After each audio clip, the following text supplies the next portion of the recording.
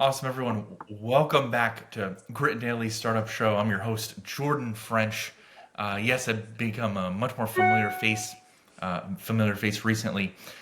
First, big shout out to Apple News for syndicating the article side of what we do. Check that out, especially for all you iPhone users out there. Apple.news. That was my wife.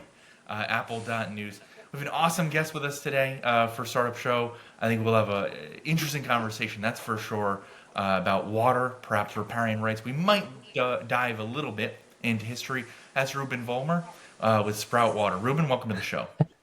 Thanks. Yeah, pleasure to be here. Yeah, Spout Water actually is we it's funny we get called Sprout kind of so often that it makes me want to change the name of the company because it's a pretty fitting Freudian. name, but yeah, Spout.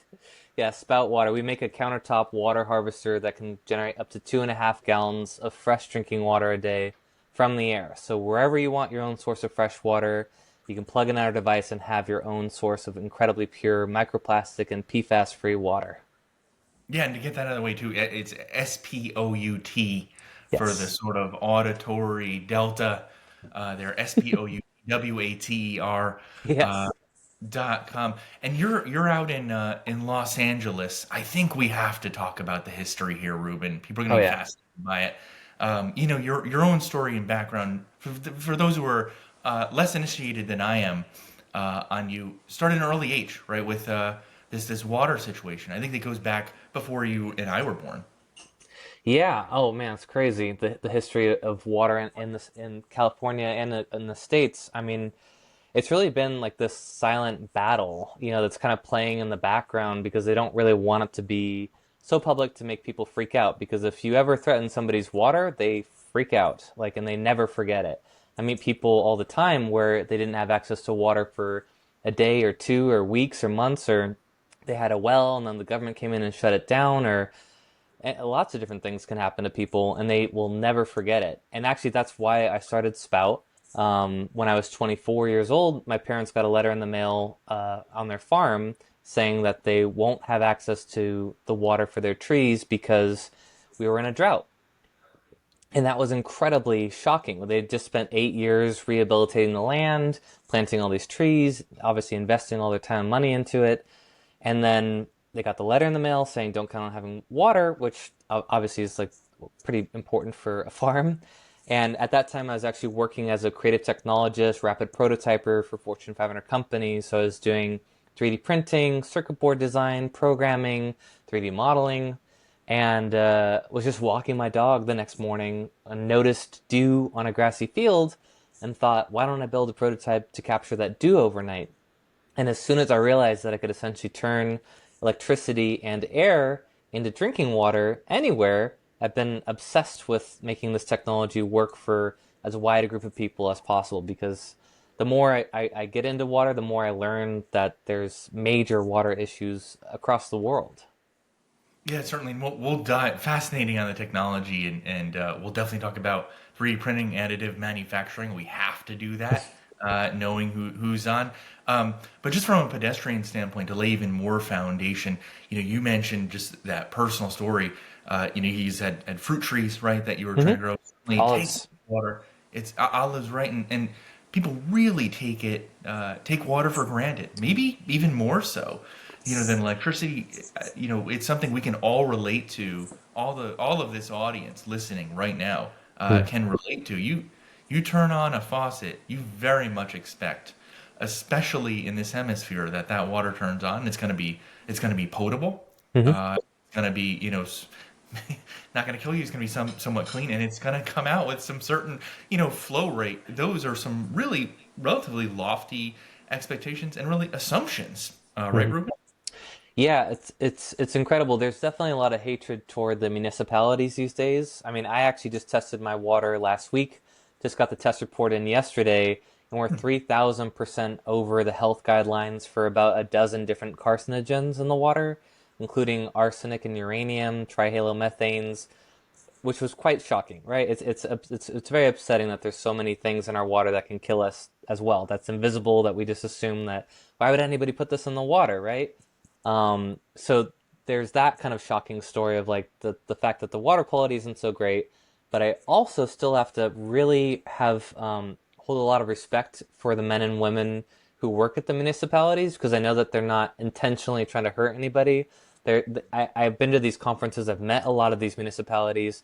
They're people just like you and me. They're not, again, evildoers or whatever, and they have one of the hardest jobs in the world. Like you said, to be able to turn a tap on and have water come out at a consistent pressure, relatively decent quality, that's so hard because first of all they have to source the water from someplace, whether it's from a well or from a lake or a river or a stream or whatever it is. They have to find the water. They've got to capture it. They got to move it to a facility to filter the water. They've got to test it all the time to make sure that after filtration it's still good. And then they have to deliver it through miles and miles of pipes to your home. And along the way, there's so many things that can go wrong, and they're constantly doing everything they can to make it work for everybody, but also they're trying not to increase the price of water. Like if right now tap water is about a half a penny a gallon or so, and there's this general fear in the municipalities that I sense that if they raise the price, then that's going to cause a lot of issues for people, like that they'll feel insecure about their water source if you mess with any of this formula, that actually impacts people. So raising the price of water is something that they really don't want to do. And again, the hardest thing is that I've heard this from the municipalities. They've got the hardest job in the world because every year they find new contaminants in the water that they have to build a new facility to filter out. So I was talking to somebody, and they're talking about having to build a $300 million water filtration station at their municipality because of PFAS chemicals. This is a relatively new discovery in the last 10 years that PFAS chemicals have horrible health effects, including obesity, hormone disruption in children, birth defects, cancer of multiple organs.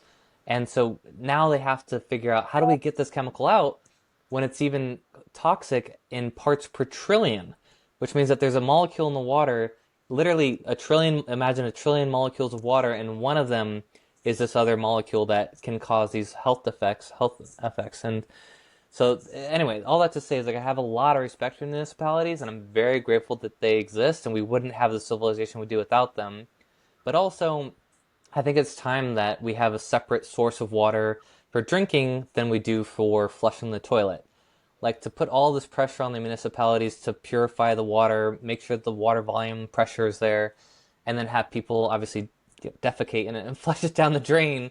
That's it. Just doesn't make sense that we work so hard and waste so much water for things that we don't really need, and then we don't have the level of quality that we need for drinking water. So ideally, Spout is something people and municipalities can use to be able to have a pure source of water within the home that's completely separate of the tap water system. So you don't have to worry about boil water advisories or anything going on. Like we just had actually I just moved to Topanga Canyon about 3-4 months ago, and we just got our first boil water advisory because of the fires.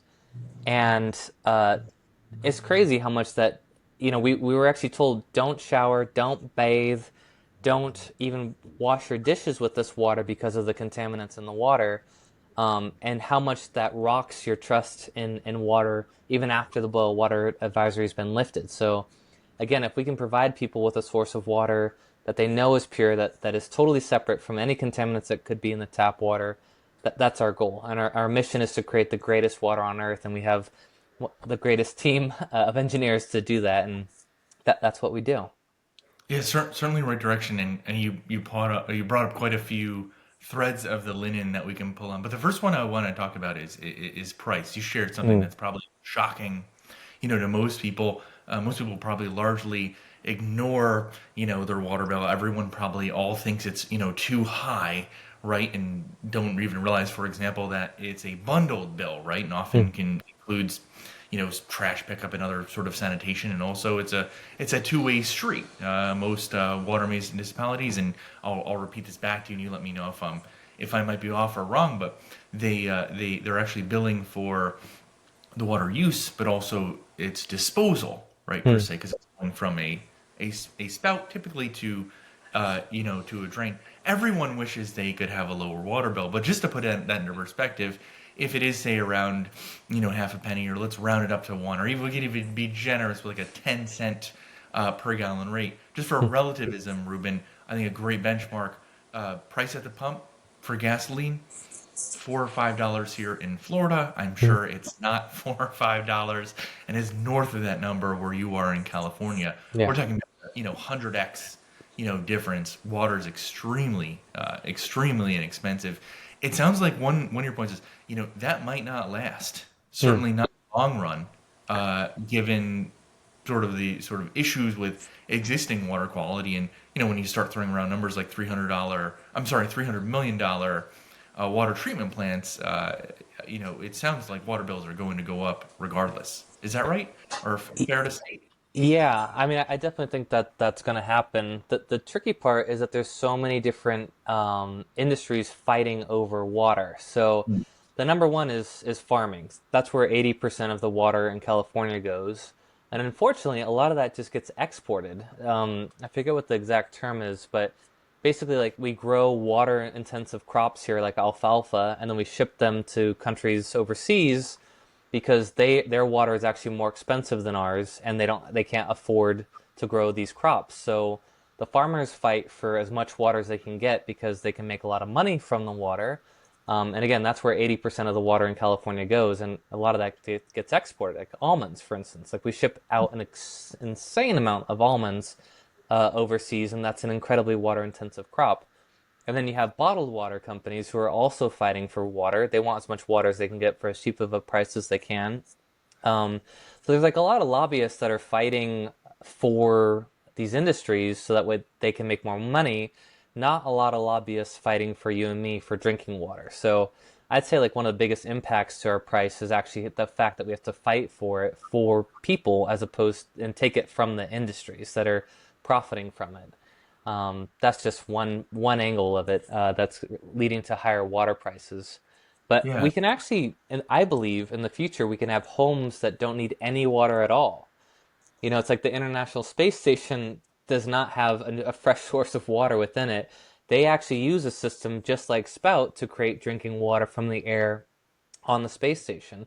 And we even actually sent one of our machines to a space colony analog that was tested by astronauts in a closed loop system. So, we don't, if we can actually treat the water that enters our house with more respect, we can use significantly less water. But right now, again, we just take it for granted, like you said, and we will flush it down the drain, flush it down the toilet, and just say goodbye to it and never think about it again, when actually it's like the most precious natural resource next to air that we need to live. Yeah, certainly. There are probably some relatively loose metaphors to hold there and apply, but I'll try one. To start, clean water that's potable is like topsoil. Really, there's sure just like something we discussed before the call, and I'm sure we can bring up Musk's comments on water and contrast those to perhaps other stakeholders and or non-stakeholders, Ruben. But there's really very little topsoil around the world. Just like it might seem like there's a lot of water, a lot of it is saline, salted, right? Ocean water has other issues. A lot of it might be ice as well is probably up there. I'm certainly sure in the top five. Distance is a real issue. You brought up this example of almond exports. Just to weigh that out, no pun intended, quite literally, I bet a lot of that is shipped is water weight, right? In a lot of these products, that we send out, and so quite literally, subsidized or not, it sounds like it's much more leaning on the subsidized end. We have this relatively, topsoil, if we may extend this analogy further, really very little of it, and it's kind of getting sold off as products, in a lot of cases. Let me know if that all holds up for you, and poke at, poke at Yeah, my analogy here, but I think it's a pretty decent one to help break this down. it is, and it's even worse than that, I hate to say, because we're also actively poisoning the water across the planet with fracking, right now, our government is talking about slashing the EPA regulations on water. So like our government is even like not trying anymore to enforce these levels of safety, which are already so loose. It's a little crazy because according to our government today, there's a safe amount of lead that you can drink in the water. There's a safe amount of arsenic. There's a safe amount of uranium. like if you ask our government what healthy water is, it's I don't think it's water that you'd actually want to drink if you actually knew what it was. Um, so, they set the bar so low. I don't know what's going to happen in the next month or so when the EPA decides to. I don't know what they're going to do, but I don't know how they could lower the bar anymore. But it's again quite terrifying to think about what's going to happen to people's health across this country if the water quality gets any worse. Again, like my water here at home is actually quite horrible. Like there's again we're 3,000% over in contaminants that cause cancer in our water, and again there's so many different things that are contributing to that. But again, like I'm just concerned even with the amount of pollution that we've been attributing and contributing to the water quality issue. So, and yeah, what we were talking about before the call was just the bummer that Elon Musk has gone on record and said that we don't have a water issue, that water is not a problem that needs to be solved. Apparently, going to Mars is a bigger problem than the water issues that we face across the planet, which again, it's just like it's ludicrous to think about and not logical fundamentally. There's water quality issues across this country. I mean, I even spent time in Flint, Michigan, where I met a mother who had accidentally poisoned and killed her two children by serving them tap water. This is something that is not just in Flint, Michigan, though. It's in many states. I actually just built a little piece of code that is able to look and grab all the boil water advisories in every state every day because our government doesn't actually keep track of that. There's nowhere online that you can go to see where all the boil water advisories are in this country, but it's startling. And there's so many different reasons, so many different triggers that cause boil water advisories, which are also quite disgusting to talk about. But yeah, and again, to your comment about weight, most people don't know, but a gallon of water is about 8 pounds. And so, just like you said, moving water from A to B actually uses a tremendous amount of energy as well. Yeah, and thanks for thanks for almost bullet by bullet tackling every bit and every piece of it there. You brought up Flint, Michigan. I think that's on everyone's minds Mm. also, as in this audience as they listen to us, listen to you sort of detail the problem. And it's not just there, right? This is not in NIMBY, right? Not in my backyard. This is Mm. everywhere. You described your own situation there. For those who are at least cognizant of the issue and sort of have the, let's call it, privilege to solve it, at least up to this point, the pedestrians among us, and including me, right? We have refrigerators with filters, Reuben, that we change out every once in a while, some periodicity to it. Uh, there's Brita. Everyone's familiar with those and sort of like pitcher waters. Largely to operate those, they're filtering, what comes out of the tap. Uh, Tell us how inadequate or perhaps how sufficient or efficient are those, if at all? Yeah, I mean, I wouldn't trust them to improve our health or improve the quality of the water fundamentally. Like, Brita and refrigerator filters, I don't believe are actually made to make the water better. They're made to make the water taste better, and they give you a peace of mind that you're doing something to improve the quality of your water. And so, and that's enough. So people just want to feel like they know that the tap water is not good. If they don't do anything about it, then it feels like they're just committing suicide slowly. In a way, it's like smoking a cigarette or something. So they want to do something about it, and the Brita and the refrigerator filters do remove some heavy metals and I'm sure some contaminants, and we've tested it. And I tested a Brita when I was living in Venice Beach, and the water still had a lot of uranium and arsenic in it, and a lot Mm. of contaminants. It did not like just make the water clean magically. It was still radioactive, actually measurably radioactive, which is like insane. But Can you part of tell that, us yeah. more from those tests, if you don't mind? Just Hmm. dive in, and we get a little technical here. I promise Sure. everyone's following along Yeah. because a lot of it's just ratios.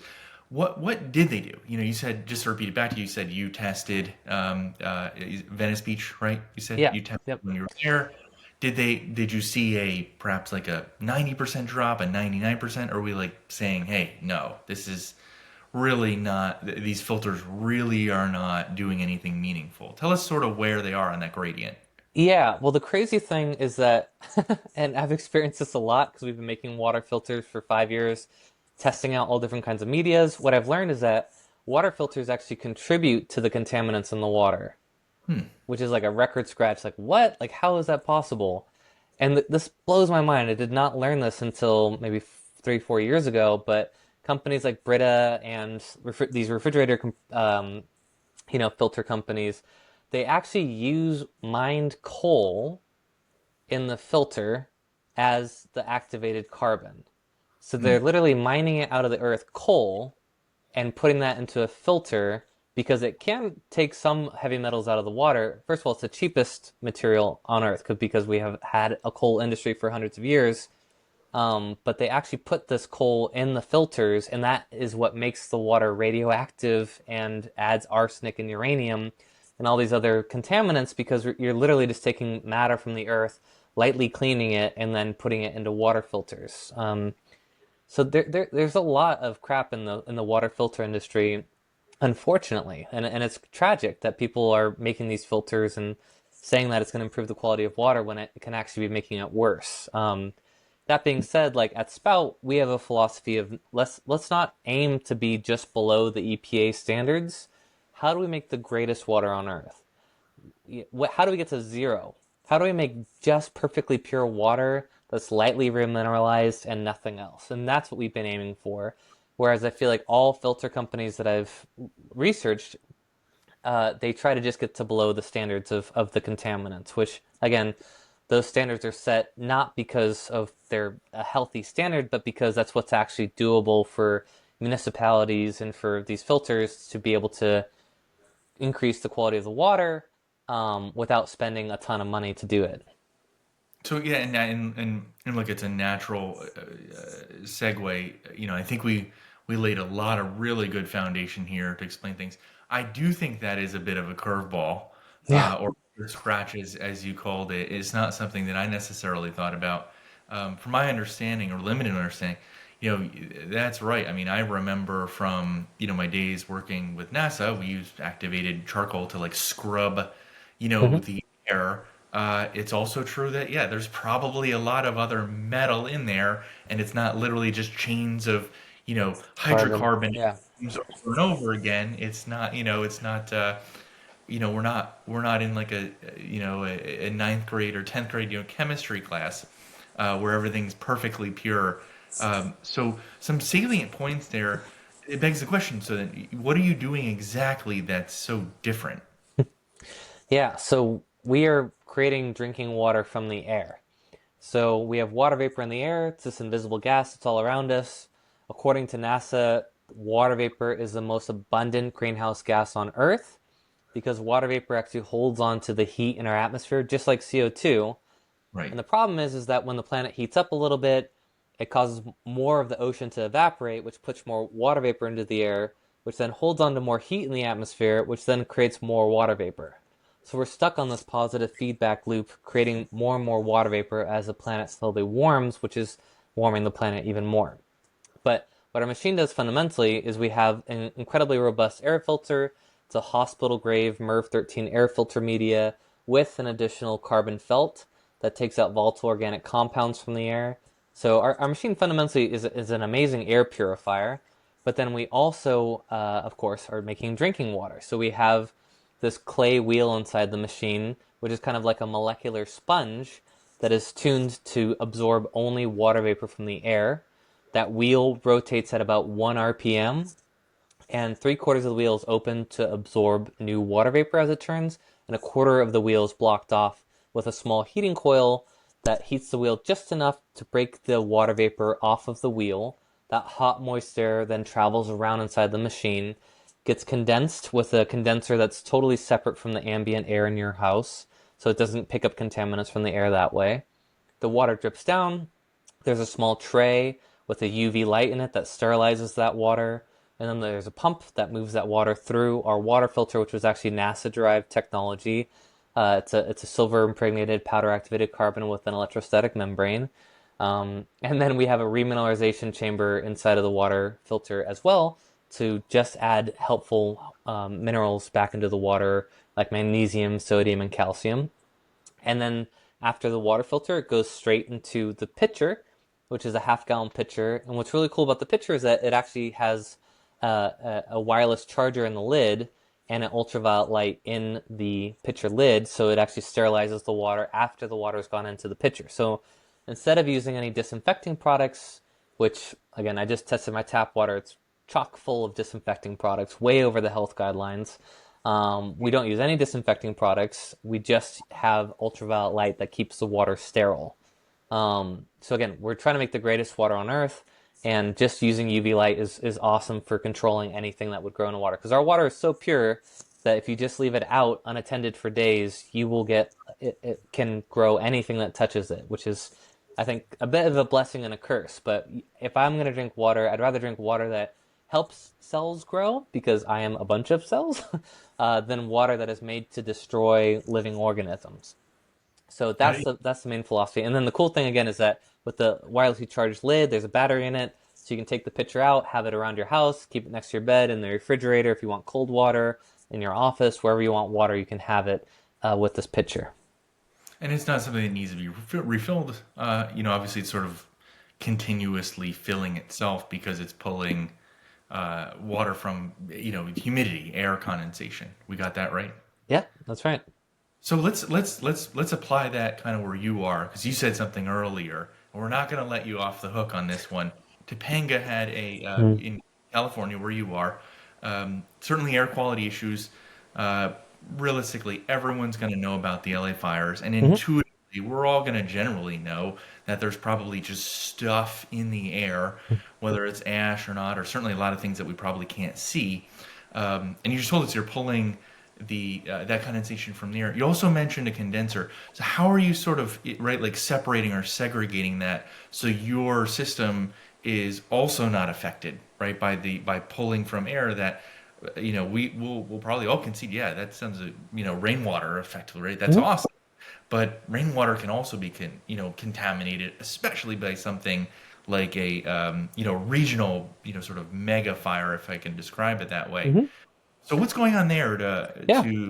remove you from that that sort of externality that clearly could happen there?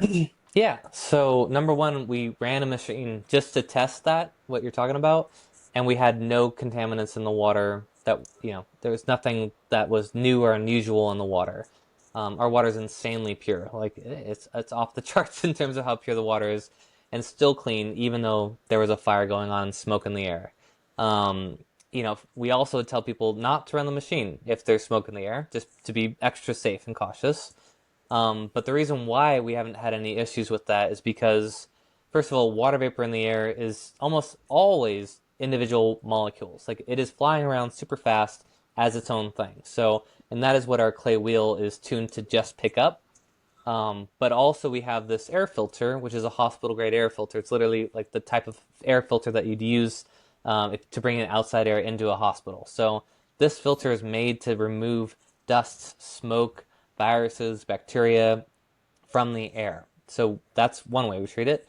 But then we also have this carbon felt, which removes volatile organic compounds and odors like smoke from the air. So we do a lot to treat the air before it even enters into our machine. So that helps a lot. The fact that the wheel is only going to pick up water vapor molecules, the fact that we use heat to drive the moisture out of the wheel also helps break apart anything else that could be stuck on the wheel. And then we have our really robust NASA-derived water filter, which again would remove any other potential contaminants from the water. So we do a lot to treat the air and to treat the water to make sure that it's pure and safe to drink. But also, we're a startup and we're just learning. And I'd recommend if you don't feel good breathing the air, then I wouldn't run the machine, to be honest, just to be safe with where we're at right now with the company. So if you can't breathe the air, then you have bigger fish to fry than making your own water. And I'd recommend treating the air in your home if you don't feel safe breathing it fundamentally. It's like the top three things you need to live, right? Fresh air. If you don't have fresh air for more than 3 minutes, you got big problems.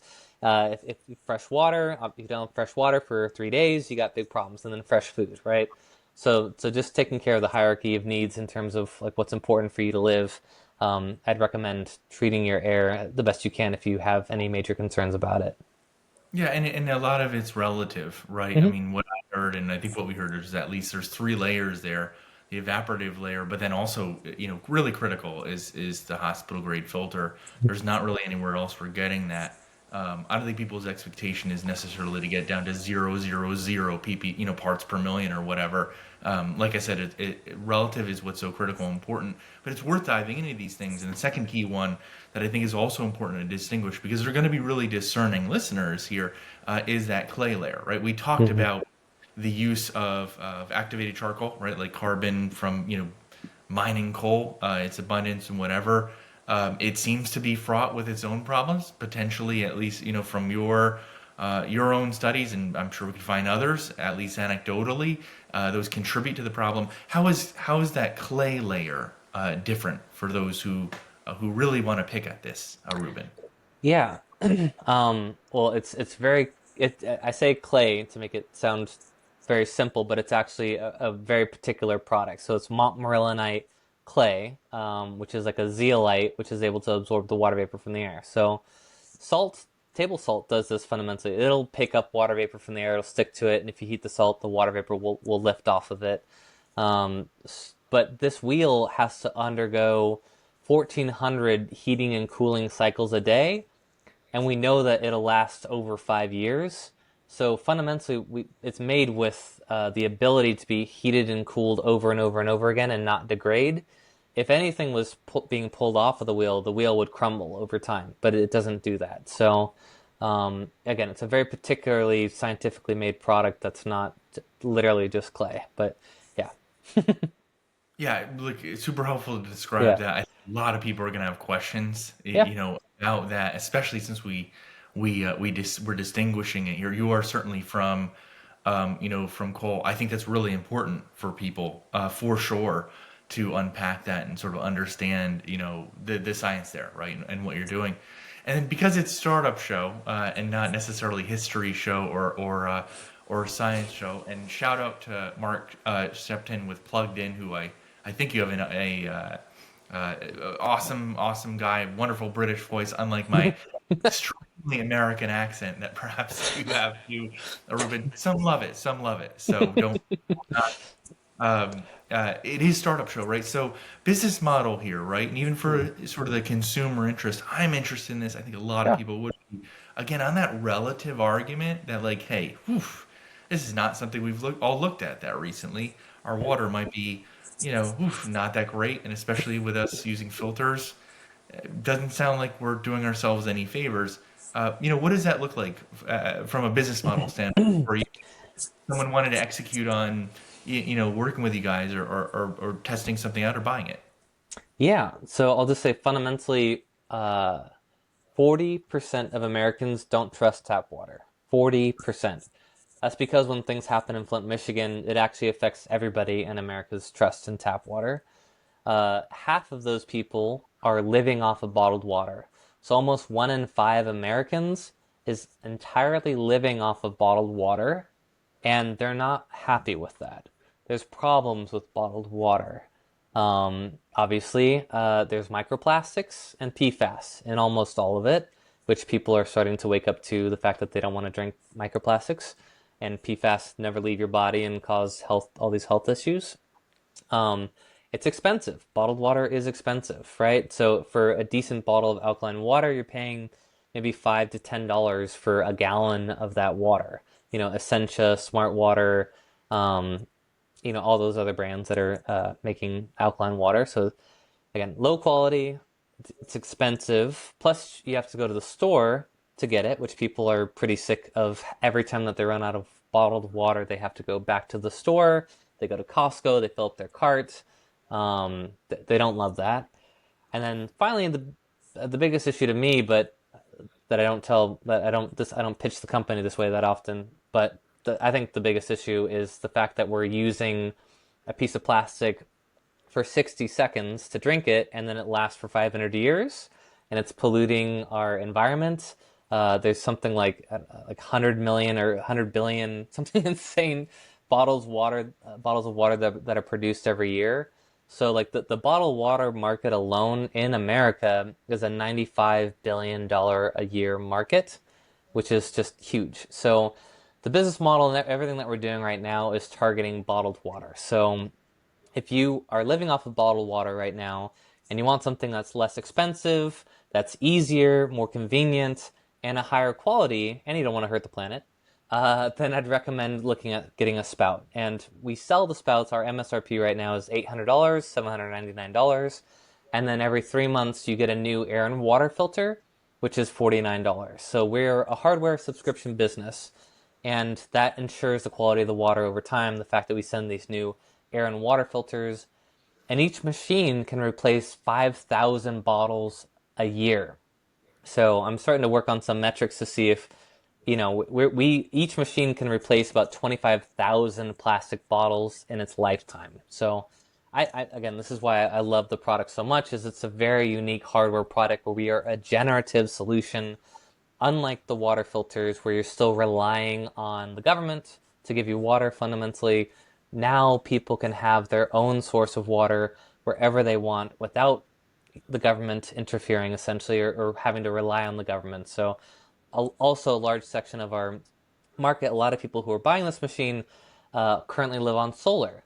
So there's a lot of parallels with what we're doing to generate water with to solar panels that are generating electricity, where it gives you the self-reliance, makes you feel good about the planet, and you're getting a higher quality product at the end of the day. If you look at solar in a way, I think you could see it's a higher quality product. At least there's some pride in there too. Um, yeah, so does that answer your question as far as the business model, kind of top level, what the market is and pricing? Oh, certainly, yeah. Thanks for sharing that. It's something we can include. And then I got a question in real time from our Mm-hmm. team, so I'll Oh, ask you. cool. I'll ask you about it. It's an easy one, I think, Okay. though. So here in Florida, right, there's often extremely high humidity. I'm sure we could pick a location, sort of desert New Mexico that might Mm-hmm. contrast with that, Mm-hmm. right? Much lower humidity. Any impact on the, let's call it, let me production rate of the device, or does it operate completely independently of the sort of the ambient humidity, Ruben? Yeah, so it's I'll say fundamentally yes that there's a difference, but thankfully inside of a homes are humidity traps. They are water vapor traps. So within your walls, within your entire home is actually packed full of water vapor and will hold water vapor. So we've had the machine in a high desert in Joshua Tree, California, where it was 95 degrees Fahrenheit and 8% humidity, and we're still making about 3/4 of a gallon of water. We've had the machine in a snowstorm in Brooklyn where it was like 30 degrees outside and I think like 11% humidity. And it was still making about 3/4 of a gallon of water. So the very least amount of water that we've ever made is about 3/4 of a gallon of water a day. The most water we can make is about 2.5 gallons. So if you're in Florida, you're probably going to be between 2 and 2.5 gallons of water a day. In Los Angeles, on average, I get about 2 gallons of water a day. So there is definitely a range, but to make this water, when we just did this test in Joshua Tree, 3/4 of a gallon doesn't maybe sound like a ton of water, but for people who live in a desert and who don't trust their tap water, this is like a miracle well for them because it's a source of water that, again, isn't coming from a bottle or from a pipe like we've been doing for thousands of years. This is something totally new that is able to work in a region where you don't see any water in sight no matter what direction you look in. So yes, it does affect it, but luckily it'll make water no matter what. In all of our tests to date, that's been the case. Yeah, fascinating. I thought that was a good question. And then on the demand side, what are you seeing so far? A lot of residential use, commercial inquiries looking for, sort of like bigger solutions for, whatever commercial might go for. That might be, obviously on the low end offices, but I imagine how we started this call, right? Like farms would start getting wickedly interested, I would think, at some point, Mm-hmm. and sort of everything in between. Curious, how does that look for you guys? I mean, it's all over the place, to be honest. I mean, we see demand from every angle. The number one thing, so we also survey a lot of our customers, which is amazing for this data. The number one thing people care about is purity. So anybody who wants a pure source of water is switching to Spout. Um, and that can be like soccer moms who have kids and they don't want their kids to be drinking microplastics and PFAS chemicals, so they get a Spout. It's the solar panel enthusiasts, it's the early tech adopters, It's the nature lovers, the people who don't want to be, who hate tap water, don't trust the government, have been buying bottled water and feel guilty about it because they know that 95% of the plastic bottles don't get recycled. They want Spout. But actually, I started this company when I was 24 because of my parents' farm, right? And so the first year, I went to a convention for farming tech, and I had a booth with the machine. And what was fascinating was that the farmers were like, we have enough water for our crops in general, but we don't have water to drink at home. They wouldn't drink this water. And I met so many farmers that day who were like, "This is really cool, but I need water to drink." And it was like, "Really? I guess that makes sense." And then that was when the company began to pivot from making something that was for farms to making something for farmers. Uh, like kind of the thesis back then was we can actually have water neutral farming because when the plants drink water from their roots, the water doesn't just get held in the plants forever. You don't pour a gallon of water on the roots and then the plants are like, thanks for the gallon, and they just hold on to it, right? Water is used in plants as a transport system. So it moves nutrients from the soil up into the leaves, and then the plants actually exhale that water vapor back into the air. So my theory back then is we can actually recapture that water vapor that the plants are exhaling and feed it back to them and have a closed loop system, and have farms that don't need any water at all. Uh, but again, the demand for drinking water was actually much, much, much greater than the demand for water for crops from the farmers. So again, they have lobbyists, they have lots of people fighting for them to get water. So again, they wanted anyway. I'm not sure if I went on too much of a tangent there, but yeah, the No, market certainly. is varied. Yeah. Well, yeah, oh yeah, clean, potable water that people actually want to drink is, inescapable, problem or opportunity for everyone, including farmers, who, probably have a lot of it or plenty of it, but certainly worth distinguishing that, back to our topsoil metaphor, you want to drink the topsoil, not just like sort of whatever, Hmm. whatever might be out there. Really appreciate you joining us, Ruben. Yes. We have to have you back at some point. Maybe that's 6 months or a year out. Check and see how you're doing. Maybe we'll have a chance to even enjoy some of the result of the product, on Startup Show. And for the audience out there, check out what Ruben's doing. Again, it's SPOUT Spout Water. That's WATER.com. Yes, it's a .com. Don't you'll see the forthcoming coverage. Of course, you catch the full episode audio on Spotify, Apple Podcasts, or really any of the other majors that you all listen to out there. And appreciate you coming on, Ruben. Thanks again for joining us in Startup Show. My pleasure. And if any of your listeners would like to try out Spout, we'll make a promo code GRIT for $50 off. So anybody who's interested in trying it out, go to spoutwater.com. And again, thank you so much, Jordan, for having me on. This was a real blast. And I'll send you a machine too to try out. Would love to know what you think. Yeah, we'll do it and then hop back on Yeah. and show some of the wares. People love the good visual. All right, everyone out there, I'm Jordan French with Startup Show. We're Grit Daily, Grit Daily Group. Come check us out. Read this piece. It's going to be fascinating. Listen to this audio. Share it. And until next time, thank you.